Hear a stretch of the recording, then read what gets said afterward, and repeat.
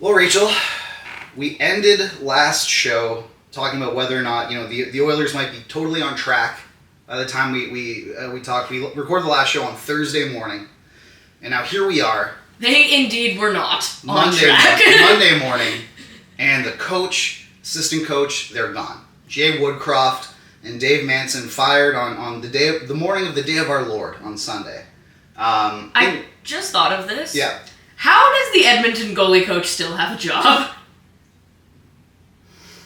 Also, Jack Campbell in the AHL is maroon. Yeah, we're going to get into that. So, yeah, basically, I thought we might just hop in because it's the biggest story in the league right now, but the Edmonton Oilers somehow decided that firing their coach was going to fix, league worst goaltending that has plunged their Stanley Cup contending season into the dirt.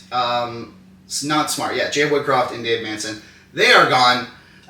Jay Woodcroft is going to have a job in the NHL. If he wants it. As, honestly, Dave Manson, too. Yeah. That guy legitimately, talking... I remember, in Vancouver, when the penalty kill was brought up and everything, everyone in, Vancouver had a ton of fantastic things to say about Dave Manson, just, how he thinks the game and how he works with players. And the thing about Dave Manson is his stuff carries a lot of weight because he's arguably, one of the most feared players in the game when he played. He was one of those guys where if you went in, within 10 feet of him, you might get your arm chopped off. Legit, You might get your arm chopped off. So, I guess we got to figure out how we got here. Because, turn those overhead lights on. Figure out how we got here because it makes zero sense that, I think we need to put that out right away. That it makes zero sense for them, or for the Oilers to decide firing the coach is going to solve the problems on this roster. So I wonder, there was a couple things that I actually, I took note of in the press conference that struck me as one of those, peculiar. Yeah. Interesting. Usually, especially somebody like Ken Holland, who's been in the game since before we were born. Mm-hmm. It pricked your ears, they never say anything interesting. No. And I thought Ken Holland had a few lines where I was like, oh. The old white man has never said anything interesting. So let's be Except actually, he's not even white, so. Yeah, so you're right. Okay, so Ken Holland. Mm-hmm. One of the, usually a GM gets one bullet in the chamber. This man has, a fully loaded revolver. This guy's got a magazine. He's got, a full metal jacket. Yeah. It is crazy. You only get one bullet, that's your coach. This guy, man. We're on coach 3, 4? I think it's at 4. Least 3, it might be 4. I think Ken Holland himself has hired, I believe, 4 coaches. Okay, so one of the things he said, which I thought was, honestly, I give him a ton of respect for that level of accountability, is Jay Woodcroft couldn't sit players the way that, let's say, Ryan Huska did with Huberdeau. Because if you sit, let's say, a Vander Kane, you're going to put Ryan McLeod out there, he doesn't have the roster doesn't have the depth to be able to sit a guy like Darnell Nurse. He literally doesn't, they don't have the bodies because Ken Holland has capped that team out so much that they have to play with only 20 players. So you can't scratch a guy to send him a message. You have to play them. So the player goes, what are you going to do? You literally can't scratch me. There's no accountability. If you scratch me, you are under the minimum number of players that you have to ice for a game. So I can do whatever. I can go out there and I can do whatever. And it's not like there's going to be a big solution in sight. It's not. You mean to tell me the cap doesn't go up mid-season? Exactly. So, God damn. Evander Kane, a guy who already needs to have his entire career in jeopardy just to be, a normal member of society. Yes. You think he's going to be motivated to play his heart out for you when he has a long-term deal that's paying him, $5 million a year, and also his boss literally doesn't have the legal means to reprimand him? Yeah, it's one of those things where it's you can't fire me. I'm literally unfireable. Yeah. So, I thought, Jay Woodcroft, he kind of, the thing is, and it's Elliot Friedman says this all the time, so does Jeff Merrick. When you're struggling, teams don't throw you life rafts. they throw you boat anchors. Mm-hmm. And it sounds like... It's anvils, actually, is the actual phrase that he uses. And as a friend of Jeff Merrick, I thought you'd know better. But Jeff Merrick Hipster Hockey Club. You're literally wearing a Jeff Merrick shirt, and you got the quote wrong. Wow. Sorry, Jeffrey. So I think it wouldn't surprise me if Jeff Jackson and Ken Holland tried to do something else, because I truly believe that they don't think Jay Woodcroft was the issue. And if they so do... So why do it then? It's one of those things where... And this is not a line of thinking I agree with, but it's something that happens in hockey a lot. And, I mean, like, in the teams that I've worked for, like, there's been discussions about, like, well, we have to do something. And it's like, okay, but you shouldn't do something, and, like, you and I deal with this in business, and I see this in non-professional sports. You do not do something for the sake of doing something. That is how errors get made. That is how multi-million-dollar errors get made. Sometimes billion-dollar errors get made. Well, this is a multi-million-dollar era. It's the era is over. It's a multi-million-dollar era. And I feel like it was kind of, maybe they were being thrown anvils, and this felt like the only bullet in the chamber after Jack Campbell. Well, here's the thing, is that the timing makes no sense. I don't understand. If you're gonna fire them, fire them after the loss to the San Jose Sharks. Because let me tell you, I was at the Easter Seals Eric Lindros Celebrity Hockey Classic. You know, we had our draft party, and then, you know, like, everyone, you know, with a bunch of alcohol goes back to a hotel room, and we all have fun. And we were huddled around the hotel TV, you know, like watching the Oilers Sharks game. We had to, like, pirate it, basically. Remember what we said last podcast? What did we say? Do you remember what I said? I don't remember what I did this morning. So, what'd you say? One of two things was going to happen in that Sharks-Oilers game. Oh, yeah. McDavid and Draisaitl are going to get 5 points, or the Oilers are going to lose, like, 3-2. And they did. They literally there were probably, like, 16 people in the one hotel room huddled around the hotel TV watching a, like, early November Sharks-Oilers game like it was Game 7 of the Stanley Cup Final. You voluntarily turned on your television to watch the San Jose Sharks. We had to, like, pirate it to get the actual game, because it was, like, an ESPN, like, Extra Plus exclusive, like, you know, it was... But...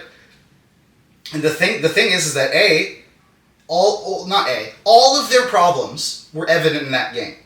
Yes, you know what? Spot on, yeah. The shots were literally, it was like 38-16 we turned, when, by the time, like, people were like, all right, this game's done. Grossly Or no, it was 38-16 by the time, I think it was Zadina who scored the 3-1 goal. It was 38-16, the shots. That means that Stuart Skinner let in three goals on 18 shots. Anyways, it's Jay Woodcroft's fault for that. And we're going to blame Jay Woodcroft and Dave Manson for that. Jay Woodcroft, like, keep in mind, he was the solution to basically this exact same problem, like, 2 years ago.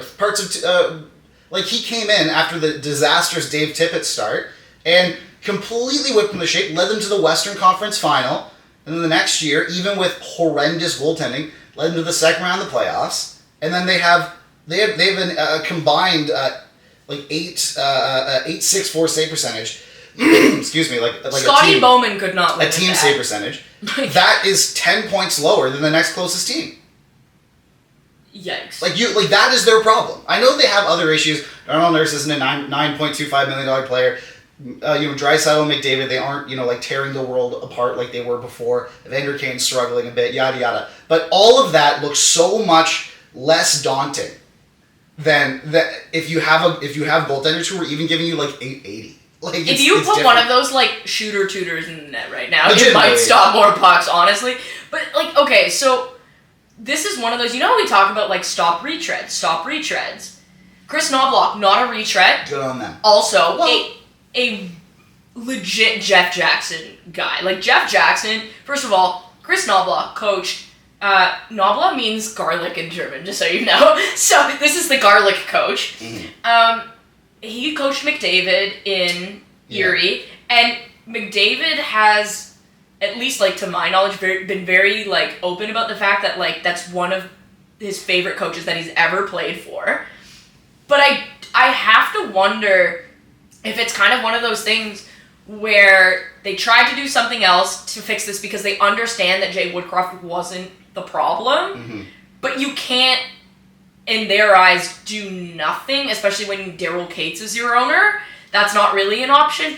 But I think when we talk about retreads, so obviously Knoblauch's not a retread. He's worked his way up. Good on the Rangers for not blocking him.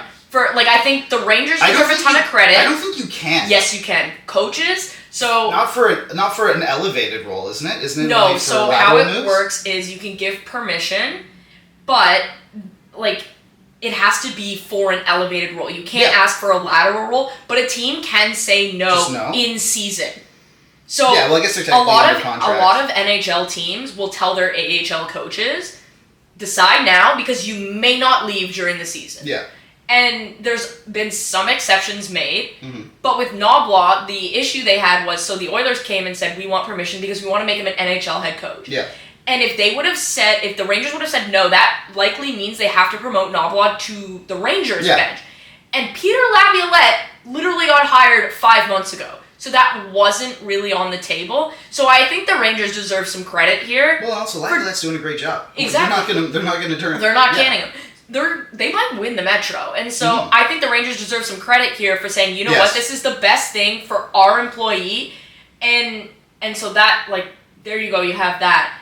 But Jay Woodcroft, when he inevitably gets another NHL job, you won't hear the same narrative around retread, because this is not the same situation. The guy has, a 700 winning percentage almost? Yeah, this is, I guess, before the loss, but it was, I have it here, 683 winning percentage, which is among the, and I know it's only in 113 regular season games. That's it's good. It is a good sample size, but it's a little less than 2 full seasons of actual games. But that's notable. It's up there with in Oilers history with Sather and John Muckler. Who are two of the best coaches ever. Yeah. But here's the thing. So you say that Chris Knoblauch is like a Jeff Jackson guy. I would say that Jeff Jackson is a Connor McDavid guy. All these, what would give you that impression? Because he was his agent, but also I want to break down the Oilers personnel right now. So they have. Also, I would like to say though, I think the Jeff Jackson hire was great, brilliant. But this because is the Rolodex, the relationships. Yes. I wonder. Okay, so here's what I wonder. I wonder if the decision to fire the coach was Ken Holland's. And once that decision was made, Jeff Jackson said, if you want to fire the coach, I'm picking the coach. That kind of thing. I do wonder, because Jeff Jackson, I've chatted with Jeff a lot. Before I was in Vancouver, after Vancouver, I think he's one of the brightest minds in hockey. He is ridiculously forward-thinking. So I do wonder if he is somebody that I know for a fact is I'm going to let the people beneath me make decisions, because that's what they're there to do. So I wonder if this was kind of one of those things where he said, I'll let you make this decision, but I am having a say in the replacement. I really don't think you should have even let him make the decision. But that's the thing. Yeah. I don't think he... So that's the misstep. This is the Oilers' corporate structure now. It is Jeff Jackson is the president of hockey operations. That's Connor McDavid's agent up until 2 months ago, basically. Yeah. And they're besties. He was McDavid's agent the second... he went pro base? Or not? No, not even. So the second that McDavid met with Bobby Orr to make Bobby Orr, remember the Orr Sports Group? Yeah. Basically, the moment they combined, Jeff Jackson became his agent. Okay, so it's Jeff Jackson, president of hockey operations. The coach is Chris Knoblauch, who coached Connor McDavid in Erie and is like you said, well regarded by Connor McDavid as one of his favorite coaches ever. And he's well regarded in the industry as being a very developmentally driven. Cool. That's not the point I'm trying to make right now, Rachel. All right. The Oilers' biggest signing in the offseason was Connor Brown, who was Connor McDavid's line mate in Erie. Oh my God, I forgot about that. Is he playing still? So the Connor Brown... Because of the bonus situation. I was about to say the Connor McBrown. The Connor Brown situation is interesting because, like you said, he got hurt at Game 9, and when he plays 10 games, his $3.25 million bonus comes in. So, he'll get healthy, but the Oilers have to, make a decision about, okay, do we insert him back in the lineup and then incur a $3.25 million cap overage for next year? Well, now it's going to happen because of Knoblauch, unless Jeff Jackson says no. Exactly. So, the Oilers have completely Like Connor McDavid is, you know, he is the guy there now. Like he is locked in, as you know they've done the LeBron thing where like where basically LeBron says I want this guy, I want that guy.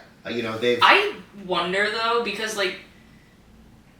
I don't think McDavid said fire Jay Woodcroft. No, apparently in Ken Holland in the press conference said we did not consult the players on this decision. And McDavid doesn't seem the type to say fire this guy. Like that's not the. I don't know about that. I don't think he seemed like the type to say fire Jay Woodcroft. That's what I mean. Like fire this guy. That's what I'm talking about. I think he definitely, and I don't have any proof of this, but I think he was definitely like fire Dave Tippett, like you know stuff like that. But I because by all accounts he loves exactly. Woodcroft. Well, by all accounts the whole team did, and by all accounts he should still be there if his goaltenders were able to do the job even remotely to like below average. They're not even below average right now. They're like below average. Like ECHL level. Like if they were if they were even remote if they were just bad at their job instead of being like horrendous at their job, like Jay Woodcroft would still be there. They couldn't stop a beach ball right now. And the thing is like you know when we talk about coaches, it's like he's very clearly lost the team. No. Look at that game against Seattle and tell me that Jay Woodcroft has lost any of those players. Yeah. He's lost none of them. They love him. They lose against the worst team in the league, one of the worst teams of the Cap era, and we've discussed it twice now. They lose with all the pressure on them too. Like everyone, they all knew that all the pressure was going on. They lose to that team, the New San Jose Sharks, and yet for some reason they decide not to fire them. Then they play on and it's not even like they're on a back-to-back, so it's like, we don't have time. They had a day in between games. And then they go in and they beat Seattle 4-1, a pretty commanding victory. And they were good. And they were happy after the game. There were pictures taken in the dressing room of the team, like, you know, like just sort of being like, all right, we got this back on track. And then the next day, out of nowhere, Woodcroft and Manson are fired. And one thing I want to talk about too in this is that I think we've established right now that it's not the coach's fault. Either coach. And in a perfect world, like, not in a perfect world, in a world where the goaltenders, you know, like, were even remotely close to being big league goaltenders. They participated. Yes. If they were even, like, if they were just quiet quitting at their jobs, it would be fine. So Dave Manson, you know, great hockey player and all that, he lost his wife, Linda, I believe, to a long battle to melanoma. Lana, yeah. Lana. In August. Like not even like this is that's a fresh loss, and the Oilers uproot his life in we got to do something move. Yeah, that is that is where I hate that. That is where I wish Jeff Jackson would have stepped in. Like that is where you were like maybe Jeff Jackson's like all right you decide on the coach, but then I get to hire the replacement or whatever. That is where I was like no, we are not firing Dave. He does not need to go. He just lost his wife. Like 2 months ago. And even if you're gonna even if you want to take him off the bench, you can put him in the eye in the sky. Eye in the sky, and honestly, I will say, putting Paul Coffey on the bench, I don't mind because I've actually seen with my own eyeballs Paul Coffey coach. Like I've heard it. He used to coach in the same organization that my brother played in. So like I saw it all the time, even though like stupid 7-year-olds were telling him that he didn't know what he was doing. I don't mind that move because that defense is the hot mess express right now while the goaltending is basically on fire. And so maybe you have like a conjunction type of thing where it's like Dave Manson and Paul Coffey because they're two totally different things. Like Dave Manson was one of the toughest individuals. Absolutely. And Paul Coffey is one of the best defensemen to ever put skates on. He's like the second or third best offensive defenseman of all time. Exactly. And so I think if you combine them and combine their ideas, I think there could be some merit to that. Like I remember when I was in New Jersey, we hired Mike Greer. And they put him in the eye of the sky so that he could work with every single coach, and then we moved him to the bench. Right? So I think you could always do the opposite as well. Like that's just restructure, like reshuffle. Instead, they uproot his life. They take like it makes it would be one thing if it was very clearly on him, and it's just like, look, Dave, like we know you're going through a tough time, but like this situation it cannot persist. Like you know, I think you can accept that. We can accept that. Like whatever. But instead, it's like, well, we got to do something. All right, fire the bereaved widower. Did you see the video of Woodcroft and Manson walking across the ice? That ice? might be it after the San Jose game. And the look on Manson's face, like... Why did they fire them then? That hurt me. And I, like... Do I care about the Oilers? No. No. Do I care about any hockey team right now? Absolutely not. No, but it hurt us, and like I said... As a human... I had an entire room of, like, hockey media people, cheering for the Oilers' downfall, basically, during that game. But you're rooting for Jay Woodcroft and Dave Manson. And look, I know that Paul Coffey, like you said, like, Paul Coffey, you actually like the hire, and he's a good coach or whatever. But, like, you look at the optics, it's another former Oiler. Yeah, the optics are horrendous. Like, it is, like, again, it's, all right, well, what's the solution? Well, let's get another guy from the last time we were good to put it in. You're like, it is unbelievable. Is Gretzky still with the organization? No, because he had to leave for TNT. Okay, so he's not there. I was going to say, like, let's just strut him right But back there was in. a time where, like, it was Gretzky and Coffey and... Keith Gretzky. Keith Gretzky, who Jim Matheson couldn't wait to hire him as GM. In case that parade was... Also, I would just... Quick shout out to Jay Woodcroft for looking Mark Spector directly in the face and being like, I don't read your stuff, Spec. And I hate because I just know that Spector was like cheering when that guy got fired. I just know it. I don't know it for sure, so I don't want to put that evil on him. But like I've never had an issue with Mark Spector. I hate Mark Spector. But I hate that guy. I've never had an issue with him, so like I don't know him as a person. I just thought that we, like, the media, and we're part of it, if you're going to go at coaches the way that Jim Matheson and Mark Spector do it, then you got to take it back sometimes. Yes. And so Jay Woodcroft saying that, I actually thought, I was like, God damn, you know what? Good on you. You know you're going to get fired at some point. Yeah. You might as well do it with just a sense of humor. It's the Brian Burke, like, you know, the best part about, like, the thing... The best part about getting fired here, Steve, is that I don't have to see you every day. He had to see him at the Hall of Fame game, though. You know he was pissed about that, too. Yeah, but Connor...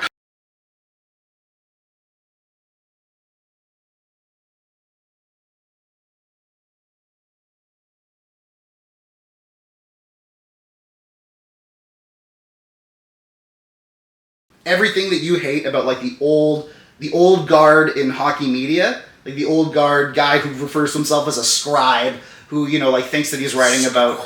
A guy who thinks he's writing about the friggin' nuclear codes, but instead he's just writing about the power play. You know, self-righteous, pompous. You know, all that. That is Mark Spector, and I am. I'm just gonna say this is Mike's opinion. This is my opinion. Is Mike's opinion. I will hold it down. Okay, and again, I'm saying if our editor Connor, if he cuts this out, I will be very upset because I am.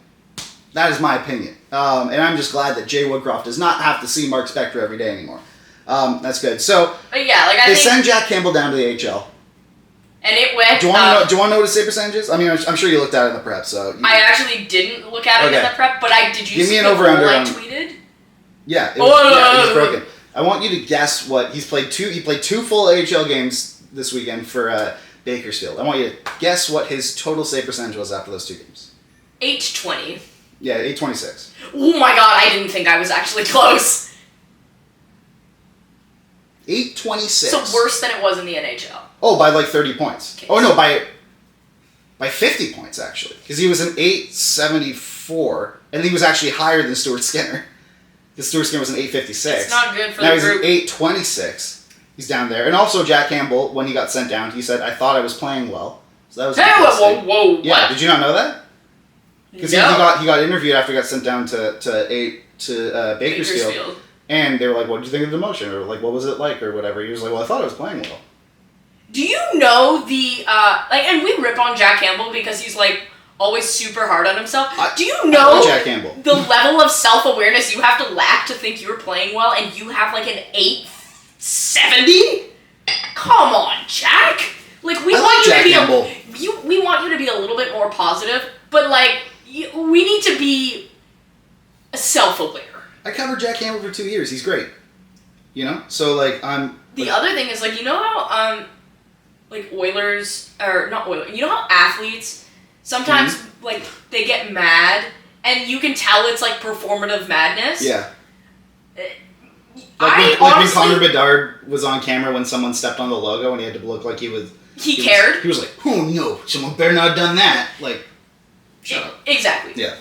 Connor McDavid and Leon Draisaitl. Draisaitl's gone. And like some Oilers guy on Twitter was like, find me the articles where Draisaitl talks about potentially leaving Edmonton, and I was like, can you read German? Because I don't know what to tell you. Because if you can't read German, I'm not sending them to you. Like Draisaitl's gone, man. He is done. Like I don't know any. The beginning of that press conference after San Jose, he was like holding his hands and rubbing his eyes. Like I tweeted a screenshot. He's like, they're like, so Leon, how'd you think of the game? And he's just like,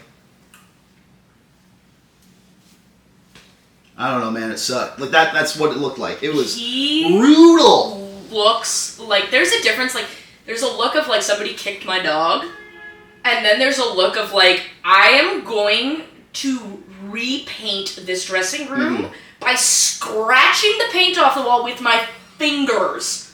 Now, at the same time, and for the sake of my fantasy team as well, I would suggest that Leon Draisaitl play better. Yeah, I hate doing it to a fellow German, but like... This is treason you're committing right now. Yes.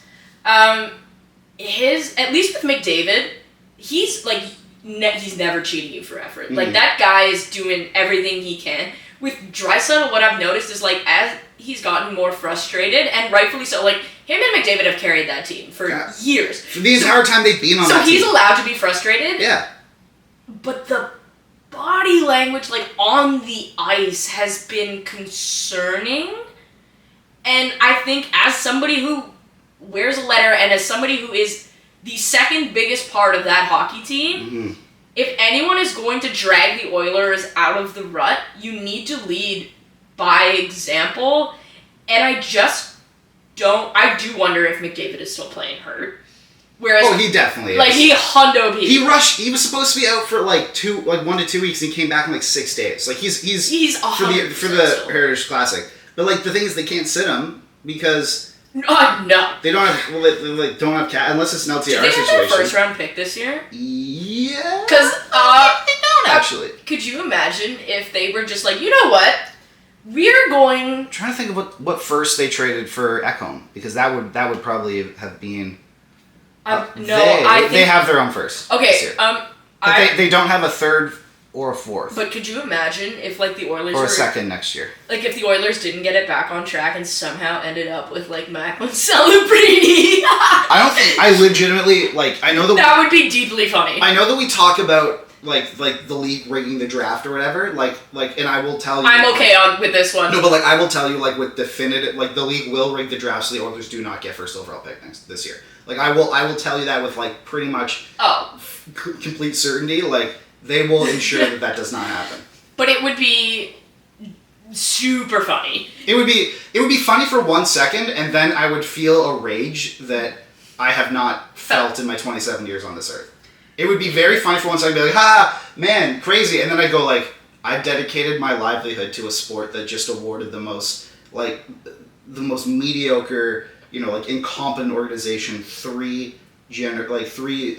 I can't even put into words. It would be very... That's 3 generational talents, because that would be... Actually, no. Generational is Bedard. Yeah, so Celebrini isn't quite generational. No, you got Gretzky and you got McDavid. Yes. You're done. You're out. And sprinkled in between there, you got a first overall pick in Taylor Hall. And a first overall pick in Naily Akopov, who you ruined.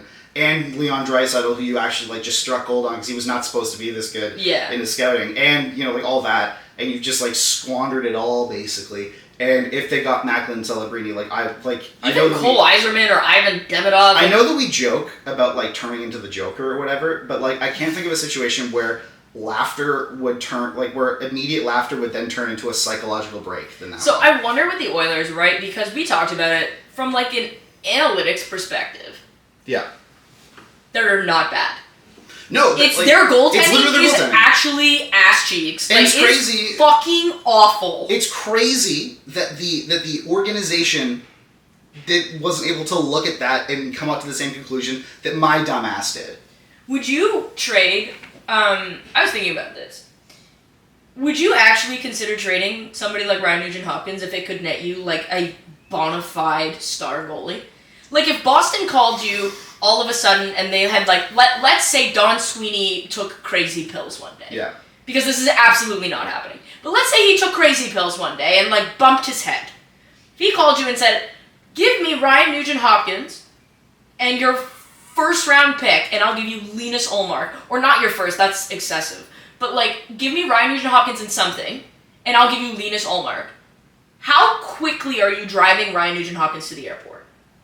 Pretty quick. The thing is, or like Nashville with Saros. So here's literally, if I would go to Nashville and be like, we have like the Oilers own their first round picks in the next 3 drafts. I'd be like, all of those are on the table plus like our top prospect, like Xavier Bourgault or whatever. I put it there. Everyone. Like give us like UC Saros. You can have anybody on our roster except McDavid or Draisaitl. Our first round pick. You can have anything you want. Our first round picks in the next 3 drafts. Yeah, like, you can have anything you want except 97 and 29. You take your pick, Barry, and send us Saros. I'll pick them up at the airport at 4 o'clock. Yeah, like they have their first in 2024, 25, 26. Those would be on the table. I would then put like I'm looking at their draft. Like I would then include like Xavier Bourgault, Raphael Lavoie. Yeah, like I'm just looking at guys who have like really high draft. Like I would put like Bourgault and Broberg maybe in there, and then be like, if you're not gonna accept that, then I don't know what we're doing. You know who is a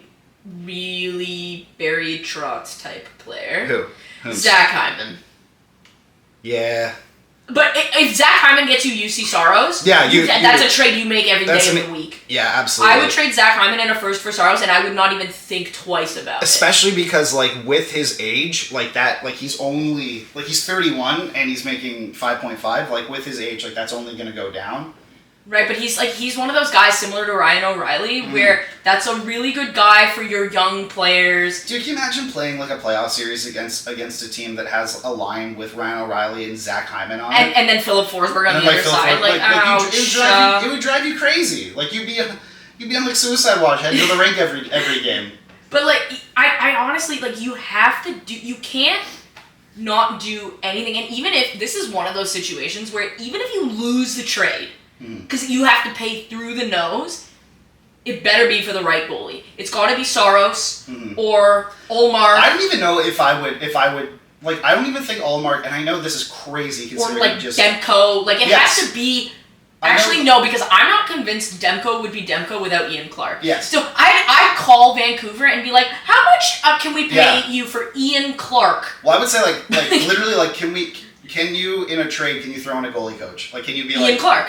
Like in a trade, you can be like the Edmonton Oilers have acquired goaltender Thatcher Demko and goaltending coach Ian Clark in exchange for whatever. Like the Edmonton Oilers need either Benoit Allaire, who is the Rangers guy, or Ian Clark, or Pierre Greco. Oh my god, I love Pierre. Yeah, he was like. I love him. It's not a coincidence. Or Mitch Korn. Mitch Korn's the other. But it's not a coincidence that Garrett Sparks and Calvin Pickard put up 2 of the best seasons of all time in the AHL, and then Greco left, and they never even came close to replicating that success. Greco is also like the best human. Like he's just such a deeply Italian man. I love that guy. It's great, but like, and I know this is gonna sound crazy because he just shout out Para, I miss you. I know this is gonna sound crazy because he just won the Vezina, but like I don't even know if like Linus Ullmark is as much of a sure thing to acquire at like a price like that.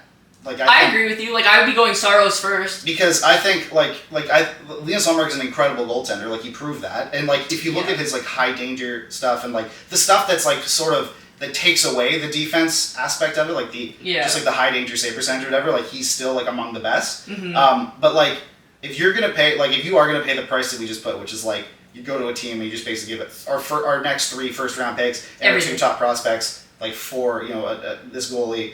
And with like with the handshake deal that they're going to sign long term as well. Like I'm not sure how many years Saros has left, but I don't think it's a ton.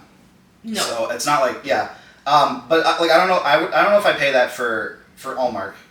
No, I think the price is a lot less for Ullmark than it is for Saros. I go Demko or Saros. I wouldn't take Demko unless I could have Clarkey. Because look at what happened, and I'm not saying this. It's not an indictment of Thatcher. Look at what happened to Jacob Markstrom the second he left Ian Clark. Well, he got nominated for a Vezina that first year. Ian Clark is, and I mean I've worked with him, so like I see it on a day-to-day basis. The way that man conceptualizes goaltending, teaches it, And also, he will get in a fist fight with the head coach to go to bat for his goalies. So his goalies will die for him. Yeah. And Curtis Sanford worked under Ian Clark. It is not an accident that the second Joseph Woll got Curtis Sanford as his goalie coach, he basically went, pow! Yeah. Like, that is, even, like, I remember asking Ian Clark, right? Like, and this was a while back. I said, like, what is the impact Curtis is going to have in Toronto? Because he knows, like, I still deeply care about that team. Yeah, of course. He said to me, he goes, Joseph Woll is going to surprise a lot of people. And I was like, come on, Clarky, like, don't do that to me. And at the time, he was, like, a mid-prospect. He was injured all the time. Like, you couldn't really rely on him. Ian Clark, correct. Clarky was correct. To be fair to your last point, though, like, the first year that Markstrom was away from Clark, he did get nominated for the Vezina. Right, but you're that still... That could be residual. Exactly. Yeah. That's very much a residual situation. But what I'm saying is, like, I think that it runs... If I acquire Demko or Saros, I'm literally telling my goalie coach, like, don't change a thing. Just do whatever they need mentally. Just do that because they're fine. Like, don't change a thing. I'm not looking for your opinion on this. Like, just be the guy that says he's tired or he's not. There's a reason that Mitch Korn, Benoit Allaire, and Ian Clark all get paid, I believe, well over $500,000 to do their jobs, which makes them more expensive than most NHL assistant coaches. And it's because they are fully elite at what they do. If you look at the track records, Mitch Korn has, like, 1 billion goaltenders to his name. Bobrovsky won his Vezinas with Ian Clark. Yeah. Then you have Jacob Markstrom and Thatcher Demko. There's so many examples, and then you look at, I can't for the life of me remember who the goalie coach in Nashville is, like, his name. I can't remember either. Pekarine UC Saros, like, I mean, what are we even doing here? So I think that this is not just a goalie problem, it's a goalie coach problem in Edmonton. But yeah, we definitely need to get Jay Woodcroft out here. Like, how is the goalie coach not the first domino to go? This has been crap goaltending for 2 straight years. 2? Like... Well, no, but I mean, like, with this tandem. Like, oh, okay, I was going to say, like it's a lot longer than that. Jack Campbell was horrible last year. Stuart Skinner stepped in, but then completely tailed off towards the end of the season. We're to the point where, like, they were, if the Oilers had survived another game, they would have started Campbell in the playoffs. Like, that's what was going to happen. Because Campbell, like, I believe in that final game of their second round series, Skinner got pulled and Campbell he usurped him. And Campbell went in and was, like, really, really good. I don't understand how the goalie coach wasn't the first domino to go, but anyway. So that's the Oilers. They're leaking oil to save they don't even know. They're not leaking oil. The oil is exploding out of the car onto the road. We need to get, like, Greenpeace involved because there's an oil spill that is that's causing havoc.